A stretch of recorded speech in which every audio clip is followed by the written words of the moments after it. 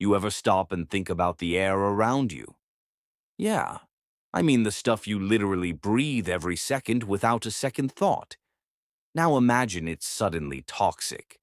Not the dramatic movie kind with green smoke and aliens, real, invisible. You'll wish you stayed in bed. Toxic. And here's the kicker. Most people have zero idea how fast air can turn from friend to assassin. Mistake number one, ignoring the obvious. People look outside, see clear skies, and go, "Pfft, I'm fine." Look, the air doesn't have to look dangerous to be lethal. Carbon monoxide, industrial fumes, chemical runoff. Your lungs don't care if it looks pretty. Trust me, by the time your neighbor coughs up a lung, it's already too late. The survival trick, a simple, tight-sealing mask or even DIY filtration can be a lifesaver. But, oh, people roll their eyes. Classic human arrogance. Mistake number two, venturing out unprotected. Yeah, I get it. Your Netflix delivery is late. Your dog needs a walk, or your ego says you're immune. Guess what? You're not.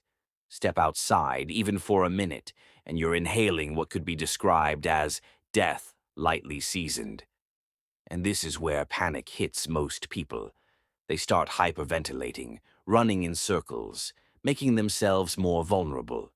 Your job? Control the panic. Slow your breathing.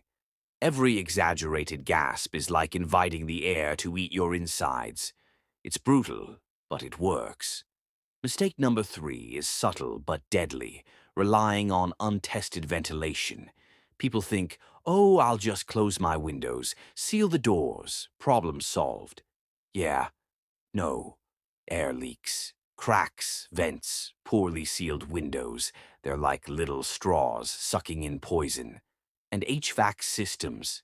They don't care if it's a collapse scenario. They'll happily circulate toxins all over your living room. The science is simple. Containment plus filtration. Negative pressure setups, activated carbon filters, DIY fan and filter hacks. Basic physics, folks. It's not glamorous, but it's survival. Number four, using the wrong masks or filters. Here's a fun one.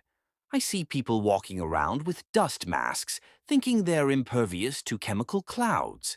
Look, a dust mask is great if you're sanding a wall or surviving a mild pollen apocalypse. But chemical particulates?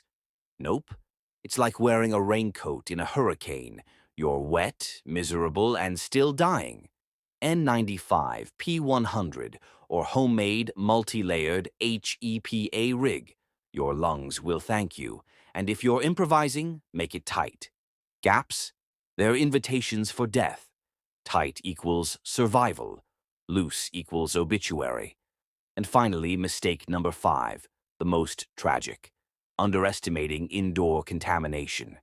People seal themselves inside, pat themselves on the back, thinking, I'm safe now. Yeah, until your cooking fumes, mold, or lingering chemical residues turn your home into a slow oven of lung failure. Indoor air doesn't magically become safe because the apocalypse is knocking outside. It's science. Confined space, poor circulation, constant exposure equals accumulation of toxins. Your strategy. Vent when it's safe, filter when it's not, and never trust that four walls make a fortress. So, what's the takeaway? Air isn't your friend, it's a merciless predator.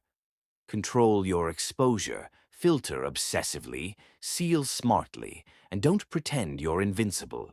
Panic is the real killer. Physics doesn't negotiate, chemistry doesn't care about your excuses, and biology will happily remind you who's in charge. The logic behind all this is simple. Limit intake, create barriers, control environment, understand timing. That's survival, stripped down to its ugly, scientific bones. Here's the brutal truth of collapse. There's no superhero moment, no magic inhaler, no last-minute miracle. It's messy, it's terrifying, and it punishes arrogance. But if you follow these principles, you're not trying to be invincible. You're just harder to kill than the environment around you. That's it. That's the principle. Air kills fast, mistakes kill faster, and preparation is your only friend when the invisible enemy shows up.